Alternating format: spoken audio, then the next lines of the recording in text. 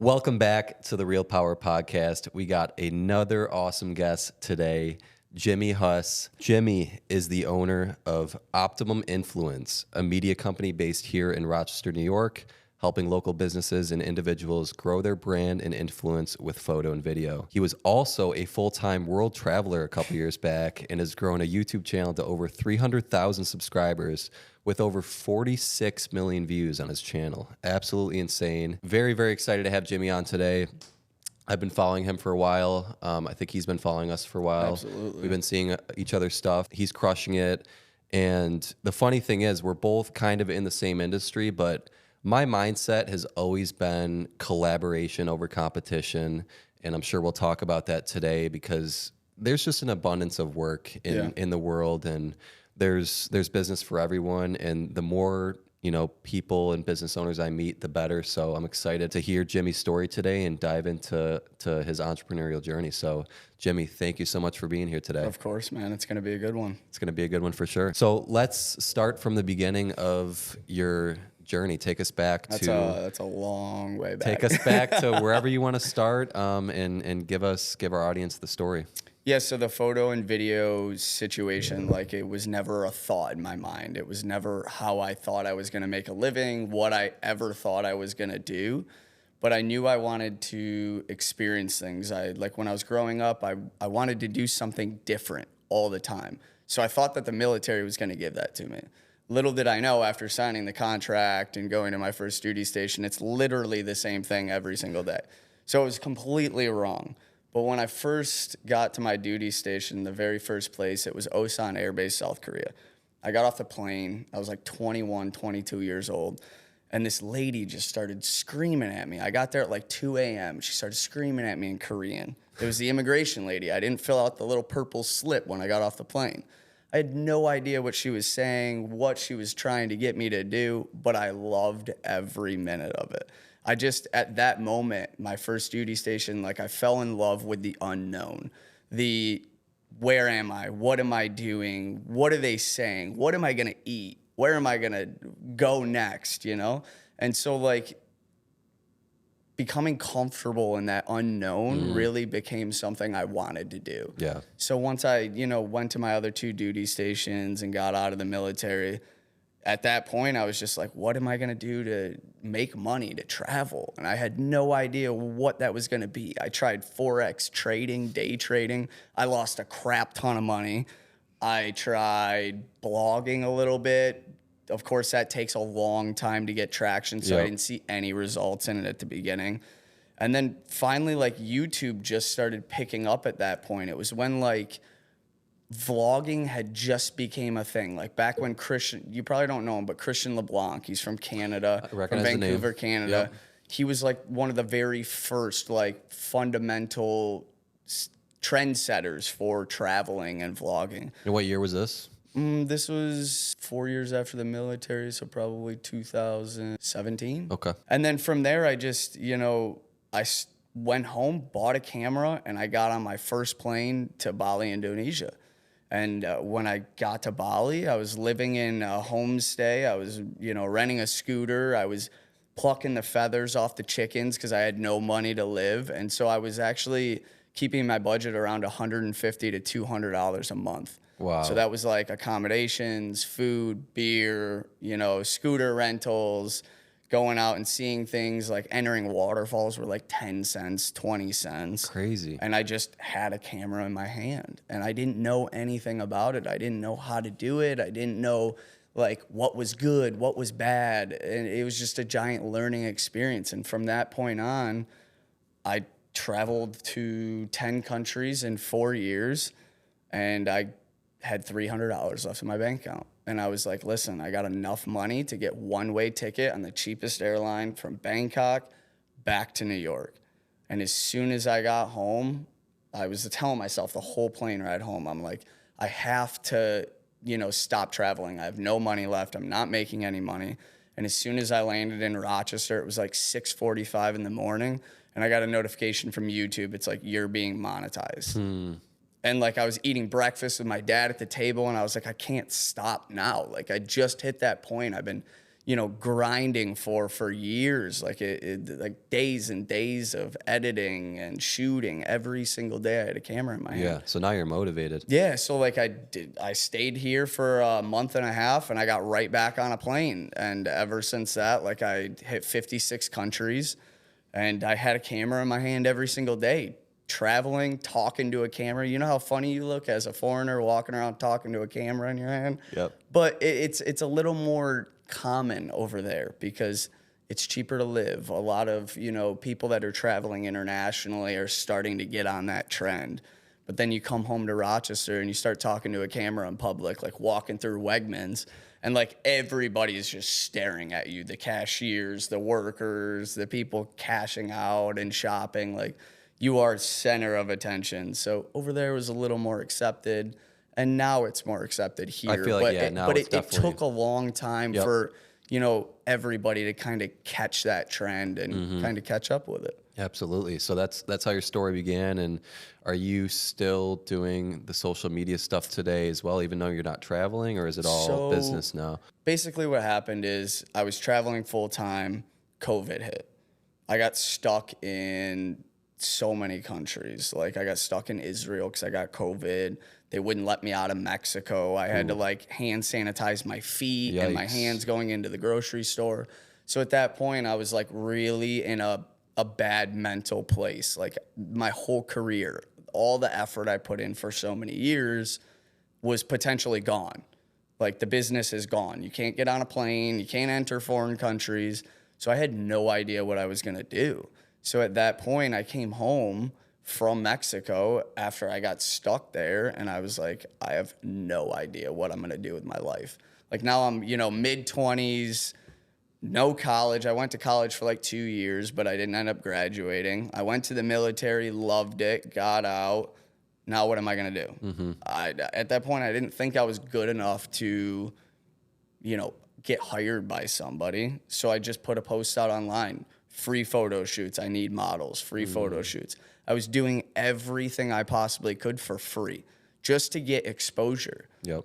And it ended up working. And like, just hard work and grinding every day, and one thing led to another. One person told somebody that I was doing free stuff, and everybody wants free stuff, so then everybody's reaching out, and then one thing leads to another. Somebody introduces you, and then you get your first paid gig, and then it just kind of snowballs from there. Yeah, free to fee. I mean, that's how exactly. I started too, and a lot of people, I feel like in the creative industry especially, are so prideful of their work. My work's valued, and in the beginning your work isn't worth shit, right? No. Let's be honest. You have no experience. You have no experience. Like, so put your ego aside, do your best work for free, and let the referrals take over. Exactly. You really got to start somewhere, and like that's, my wife Jen, she gave me some of the best advice I've ever gotten. She said, take advantage of the people you know.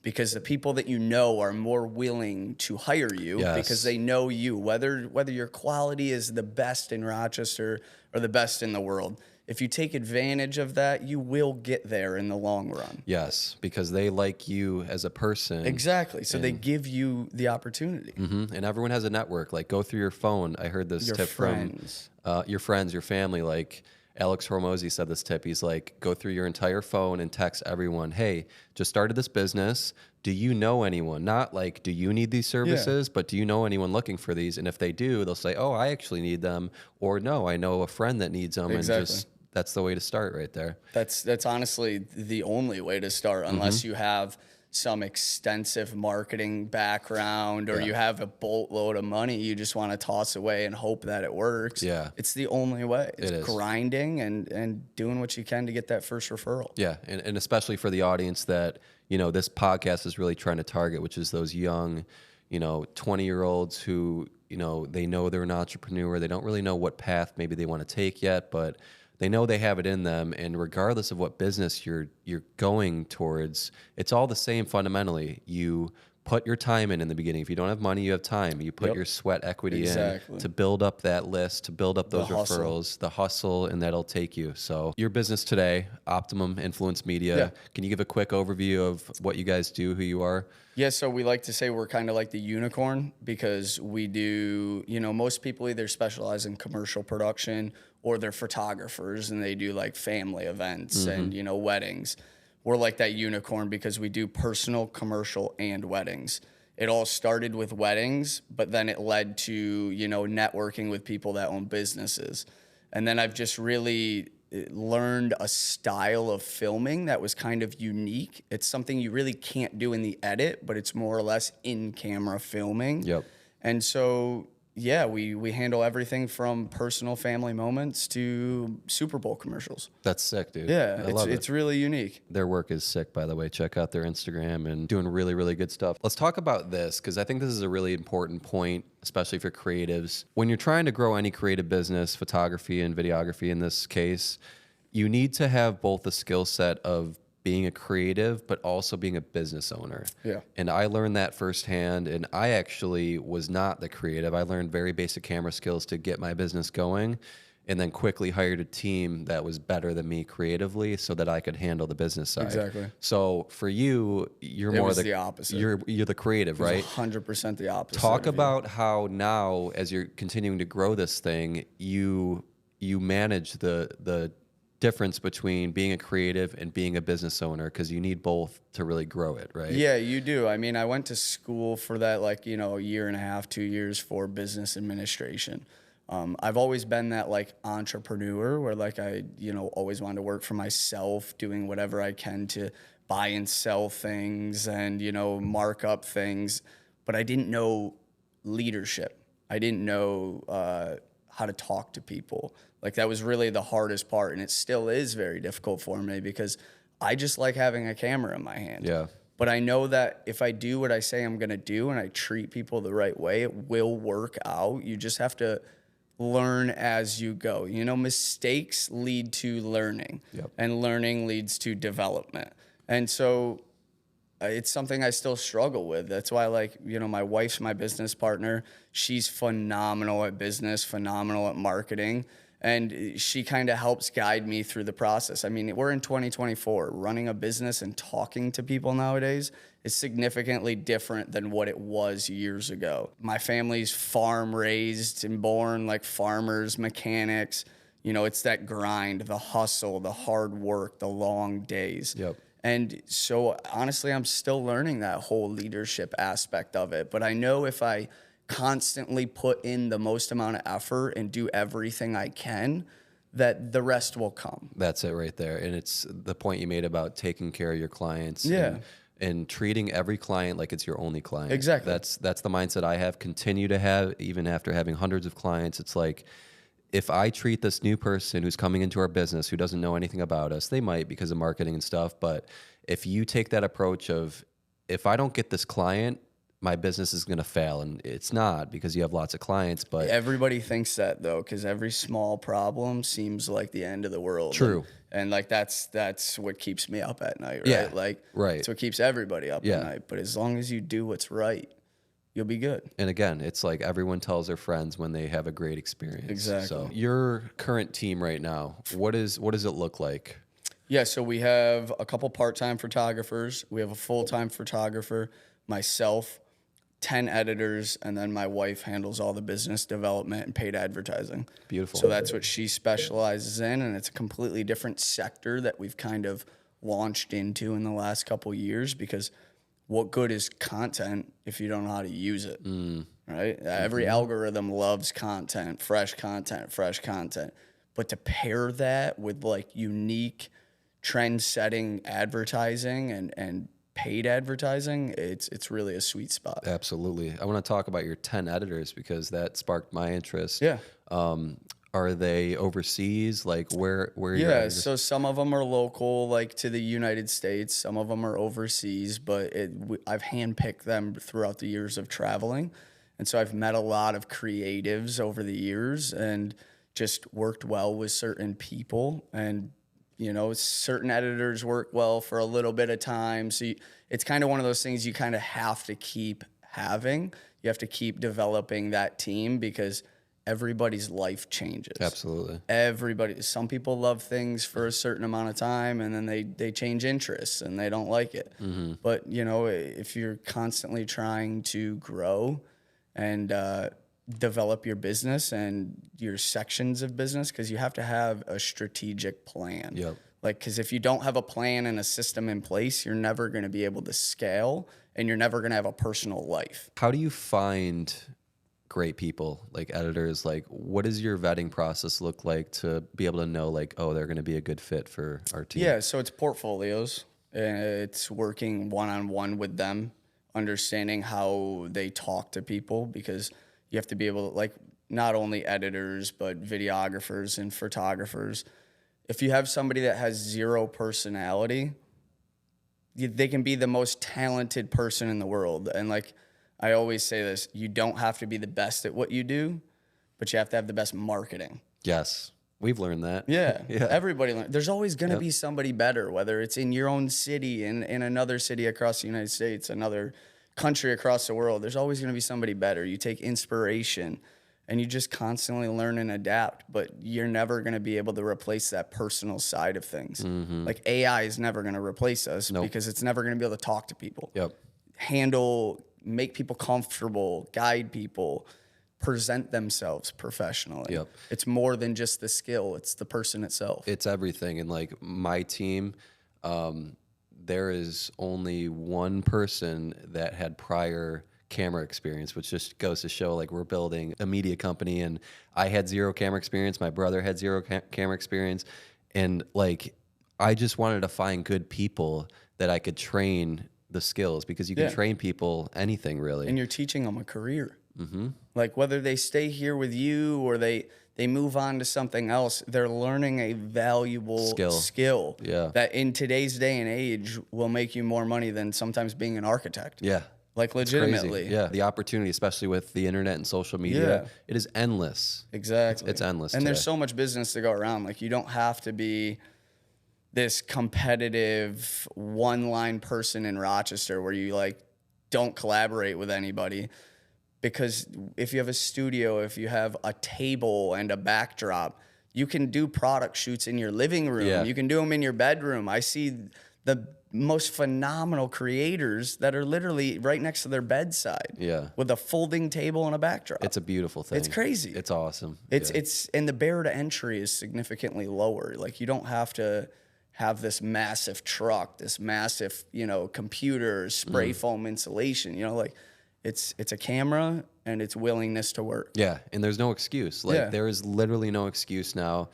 Like, you can do so much with just an internet connection and YouTube, like learning skills on YouTube. That's how I learned photography. That's literally videography. How I learned it too, I didn't go to school.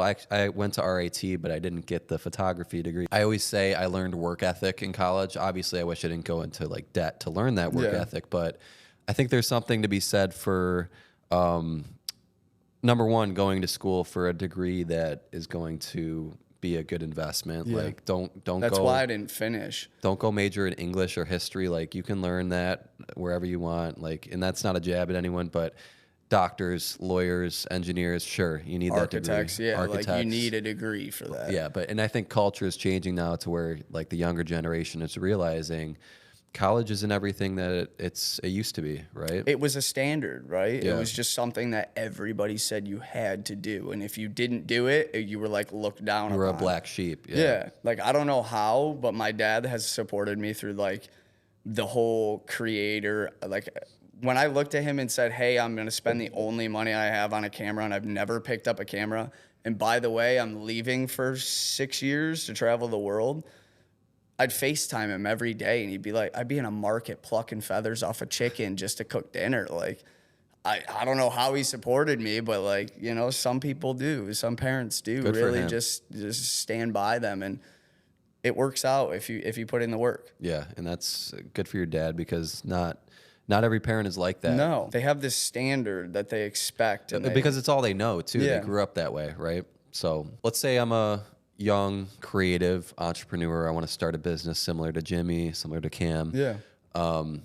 What's your number one piece of advice for that person to, number one, get the ball rolling, and number two, sustainably grow that venture? Yeah, so of course we talked about it, do free things to get your foot in the door, to network with people.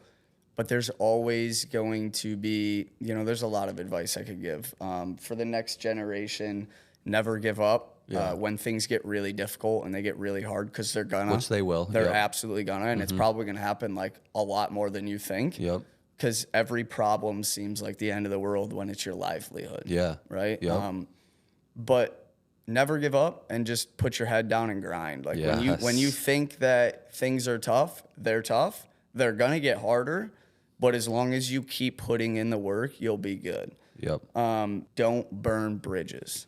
No matter how upset or how hard things are, because they will get hard, never burn bridges. Like, you work in the content industry, right? Like, there's always going to be that client, no matter whether they sign a 28-page contract that says they can't alter it, they can't edit it. There's going to be that guy that chops it all up and throws it in some random content, no matter what. But at the end of the day, that network, that connection is more valuable than, hey, don't alter something. A couple dollars, right? Yeah. Like, it's more than money, it's connection. Yeah, those are two fantastic tips. And I made this point with another guest, like, if you can work a solid 3 years of putting your head down and not worrying about what other people are doing, get far. You will get very far. Yeah. Like, put in 36 months of work and don't expect anything. That's the other thing. Like, don't Just expect, learn. just learn. Yeah. Learn before you earn, especially when you're younger. Like, because let's say you're in your early 20s, spend that first half of your 20s learning from every single person you can and taking it in and just being a sponge, learning as much as you can, because you have your whole life to earn. Money comes and goes. Exactly. Those skills stay with you forever. Money is not everything. And if you start putting profits over people, you're not going to get far. No. Because people will know and they will call it out and they will recognize it. Yep. Relationships over everything. Let's talk about kind of your revenue distribution in your business, where your main income comes from, just to give people an idea of like your business as a whole. So for me, like, that was a big thing for me. Like, I just spent so many years developing this business and learning and growing this business on travel. And while I was doing that, I was sitting, little plug, but Travel with Chris, one of my friends, Chris Rodriguez, he's huge now. And so, like, when I was with him in Mexico, he only had like 10,000 followers. Now he's got like 1.8 million followers. Like, he's huge. He makes a killing on social media. But while I was sitting there talking to him, I was vetting to him and, like, telling him what I was scared of. Like, scared that, like, I don't want to travel all the time. Like, what's going to happen when I'm 50 years old? Nobody's going to want to watch a 50-year-old go through a market in Thailand and eat, street meat. Maybe they do. Maybe, yeah, but, like, I was worried about that. So when I came home after, COVID hit and shut my whole business down, I was like, how can I develop a business that is, economically correct and sustainable? Yeah. So it doesn't just shut down again. Like, all that work doesn't go. So that's kind of why I did that personal, weddings, and commercial. Is because, maybe photography becomes so expensive in weddings, or a recession hits and people don't want to get their weddings photographed. Well, commercial clients are still going to need marketing because that's their livelihood. So to have your hands in multiple pots, not put all your eggs in one basket, that was really important to me, for not only myself, but for the idea of bringing more people on and keeping it sustainable for the people that work with me. Because it's not only what I do, it's the people that help me and work with me and work alongside me that they want that sustainable factor too. Yeah, that's a great point. So does the majority of your business come from video, or is it like photography? It's honestly probably a 50-50. A mix of everything. Yeah, so like some revenue, like I still get paid from YouTube like $600-700 a month, and I haven't created a video in 2 years. Dude, that's amazing. Yeah, but it's just then straight passive income. Yeah, there's like once you hit 1 million on YouTube, like 1 million views, the video will just constantly keep getting views because they know people want to watch it. The algorithm knows it's a favored video. It's a clickable video, and it just keeps pushing.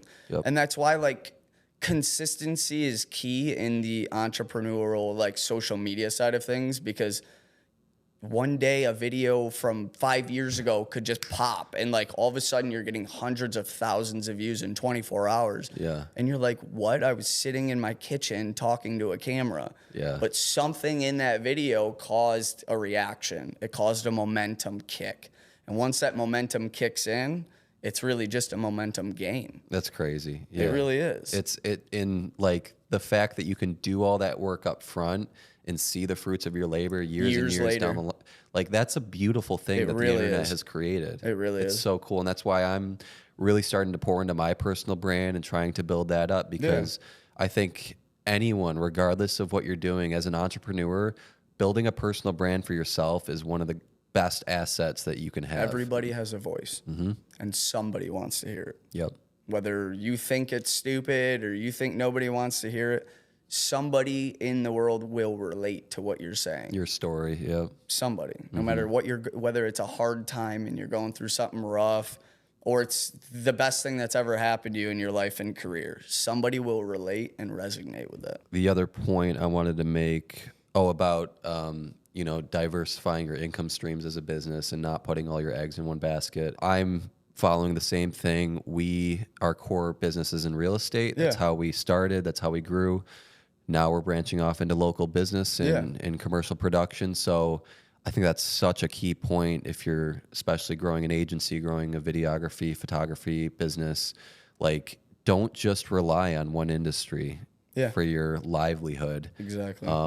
And I think there's something to be said for focusing on a niche in the beginning to get things going, but diversification is important. I think when it comes to social media, having a niche is very important for those profiles, because once you get people interested in that one thing, you can really push people away if you start doing the wrong thing or doing something completely different that they're not interested in. Sure. But diversifying your pages across, like, if you want to say be an artist and draw one day and you want to create content on that, that's fine. Have a page for that. You want to do like fine art prints, have a page for that. Like, because each page will resonate with a certain audience. Yeah. And if you constantly flood with random stuff over and over again, it can get kind of washed out and kind of turn people away. Definitely can, yeah. And that's a great point. The opposite end of that too is, though, at the end of the day, like, you don't have to cater to the algorithm if you don't want to. No, we're all human beings with multiple interests, and if you want to post one thing and post something completely different, like, do you. It depends on what the end overall goal is.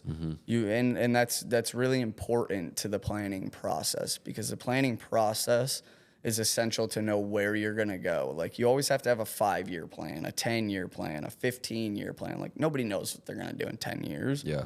But if you have some sort of an idea Direction, now, and it will veer left and right. Yeah. Like, it will change. But if you have some sort of goal to set your standards and like strive towards, as long as you keep setting goals, you'll be fine. That's it right there. Like, set your vision. It's not going to be perfect. It's probably going to be drastically different when you actually get there. But like, keep it's a stepping stone. Keep reevaluating. Like, every month, every couple months, every year. Like, see, am I getting closer to that goal? Am I getting farther away? And just to adjust and reevaluate. Exactly. Let's talk more about social media, because obviously you've been able to do well with it, grow a following. Yeah. For today, like 2024, what's your tips for people? I know we already touched on a little for growing on social media. Consistency.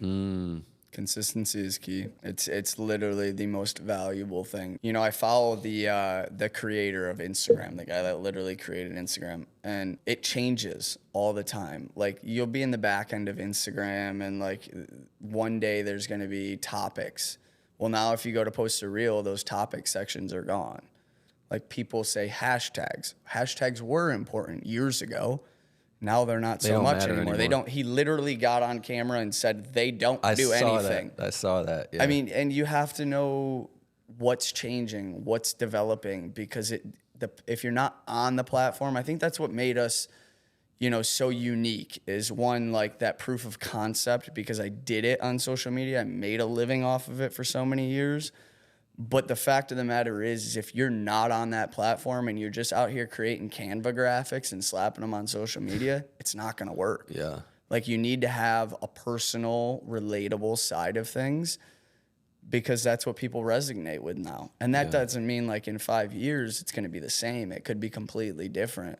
But your social media is not your portfolio. It's not.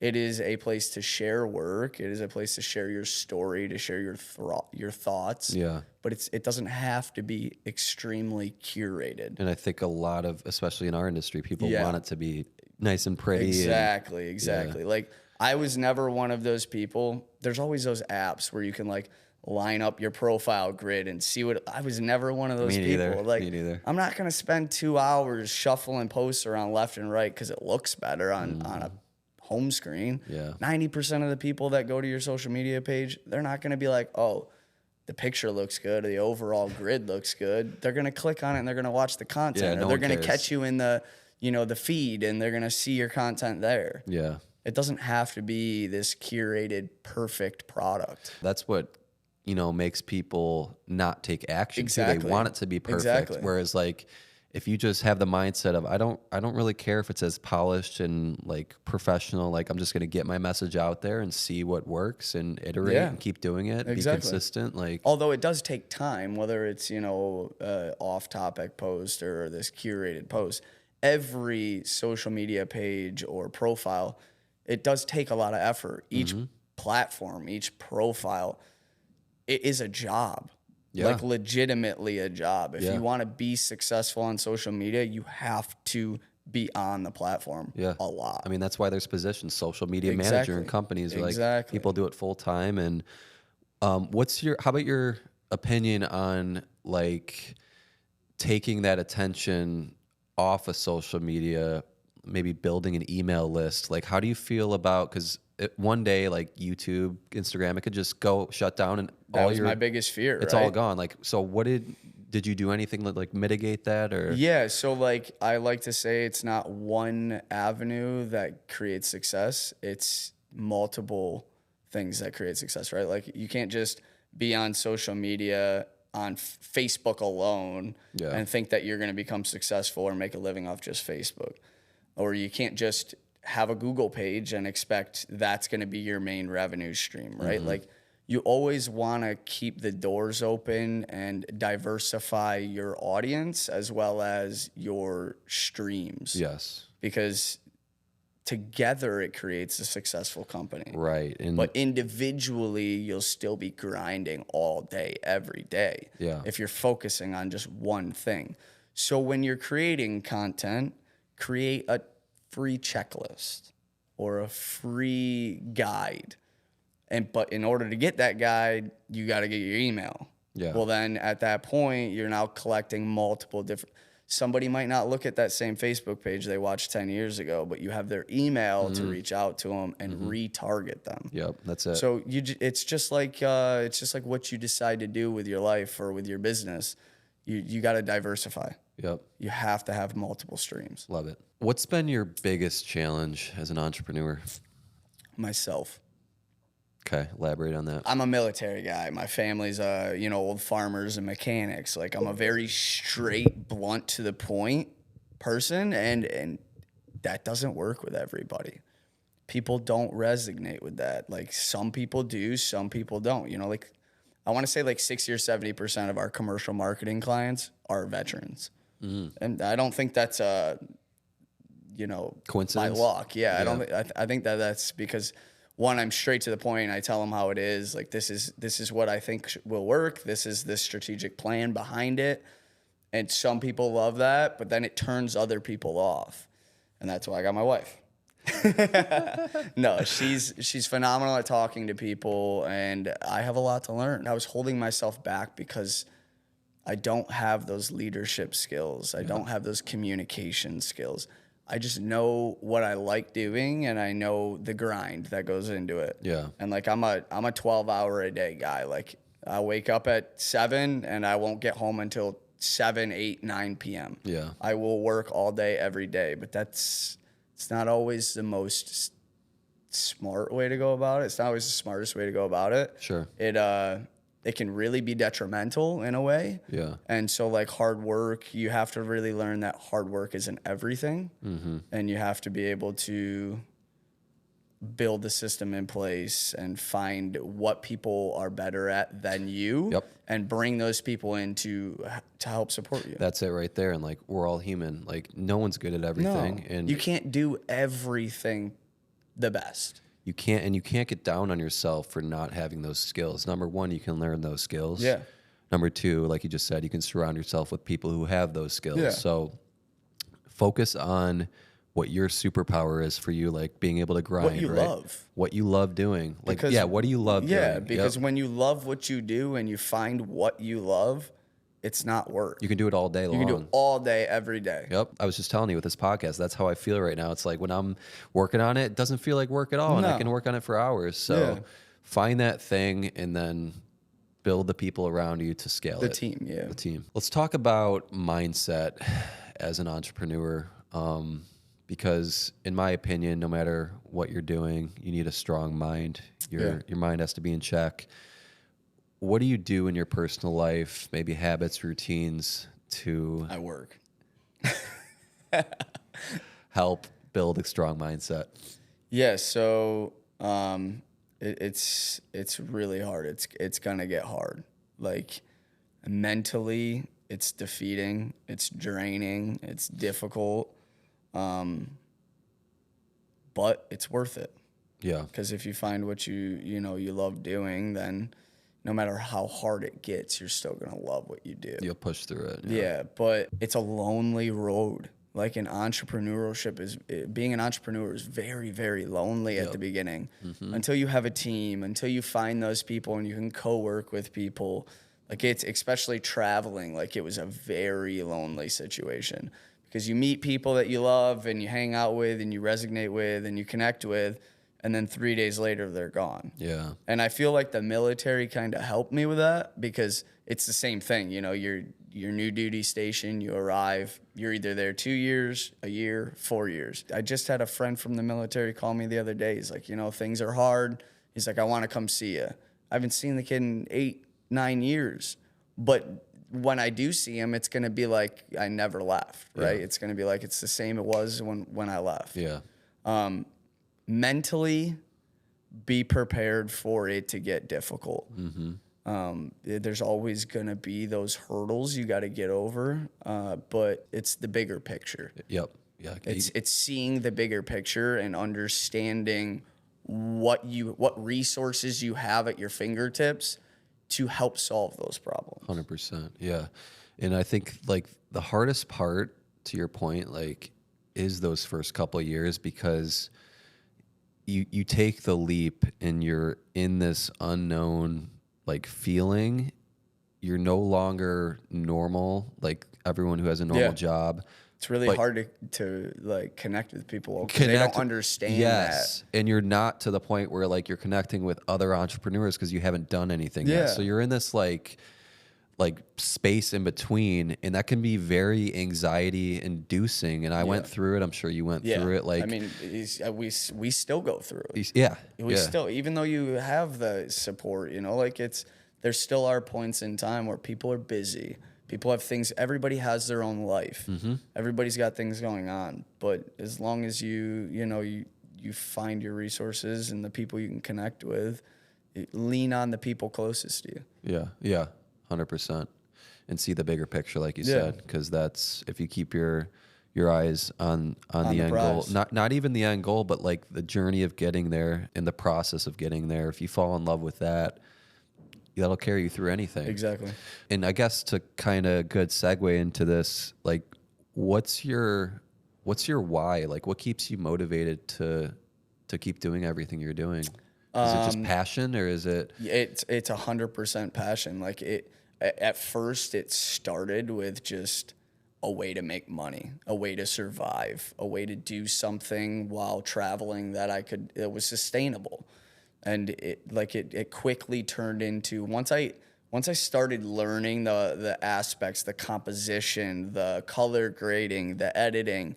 Once you learn each portion of the production or the marketing, and you find that little piece that you really love, just stick with that. Yeah. What do you like to do for fun? Work. Simple we just man over had here. this conversation earlier. Yeah. No, but realistically, like, me and my wife have an Australian Shepherd. We love going for hikes behind our house. We live in the flats in Irondequoit, so like the Seneca Park walkways right there. We walk it all the time. Being family is huge for me. Like, you know, where our studio is it's family owned land. Like we've owned it for, you know, generations and generations. And so like my family's together every week, and we have family parties twice, 3 times a year. So family's really big for me. That's it's not only a support system, but it's a way to decompress as well. Same like just to kind of like sit back and like enjoy each other's company, spend time with my wife. We love traveling. Like travel is still a huge thing. We went to Costa Rica. I went to Israel. We travel all the time, like a couple times a year. Went to California last year. Like, although we don't have a lot of time for ourselves personally, you make time. Actually, somebody that's one of our business that we work with closely, she gave me a little bit of advice. She said, every time the new year comes, January 1st, schedule time for yourself 1 week a quarter. Because if you don't schedule it at the beginning of the year, you're never going to schedule it because something always comes up. There's always another opportunity. There's always another project to do or something to learn or develop. Yeah. And like scheduling that time is very important. I think that goes for anything. Having a structured calendar, it sounds like, you know, we get into entrepreneurship to be free and like not have to like call to anyone, but I live and die by my calendar. If it's not in my calendar, it's not happening. getting done. Yeah. And you have to do that with free time too. Like even like date nights with my wife, we're doing that now, like, cause it's so important. She's back here laughing because it's literally every week I have in my calendar. Yeah. Date night. Like, when am I going to get lunch? Okay, I got to schedule this time to go get lunch. Because if you don't have it scheduled and you start getting busier, and when it does pick up that momentum, you got to listen to the calendar. You got to follow it. Yeah. And like on the date nights, like we'd be sitting on the couch and watching TV and have that time, but we need to like have the time to go out to a restaurant, go get ice cream, go for a walk, like do something. Yeah. And if that's not in the calendar, we're not doing it. So I'm glad I'm funny. not the only one. Yeah, love it. Any places you're looking to travel to next that you have on the calendar right now? I mean, I would love to go back to Asia, but it's so far. It's a long flight. It's you know, to get an affordable flight over there, it's like 22 hours. And like I usually try and stay awake for 24 hours as like I arrive, so that when I get there, I fall asleep on their time zone. Yeah. That way I'm like shocking myself into their time zone, and it's not as drastic, the jet lag. No, we're looking to plan a trip in the winter sometime. I don't know where. I'm trying to convince her to stay local in the U.S. because I've done so much international travel. Yeah. And honestly, like I really hate getting on planes now. I do too. Like I do too. It never works out anymore. Like before COVID, it was easy. Like I'd take a $25 flight to Vietnam. From Vietnam, I'd go to Thailand for $15. From there, I'd go to the Philippines, flying to Manila for $35.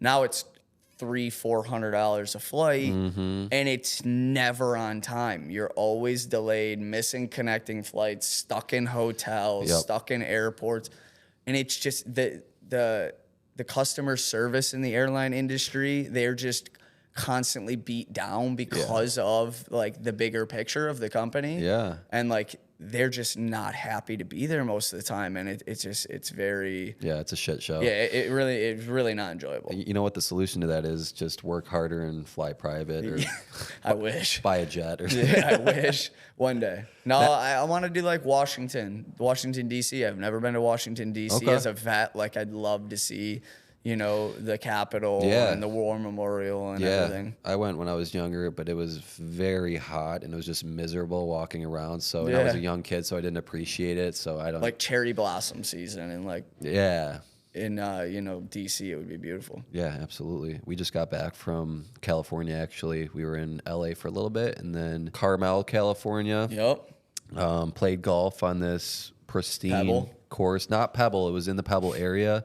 but it was like a top 20 course, and I just did not belong on the course at all. I felt Yeah, so but out it's of fun, place. right? But it was a cool experience. Does your wife golf with you? She wasn't. No? It's a hard game, man. Like I'm It trying is. to get better at it. Do you golf? Yeah, I actually have to go with my family this Sunday. So I try and golf a couple times a year, 3-4 times a year.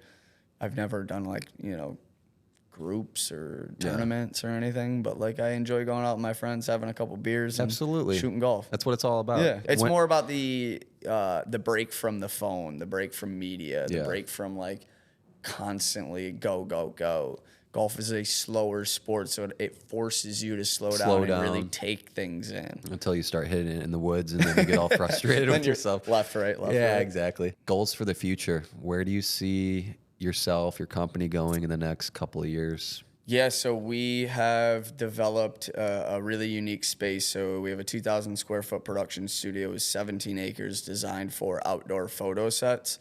Half-acre wildflowers, half-acre sunflowers, 10 evergreen wood sets, a variety of props, but it's a fully artificial lit studio.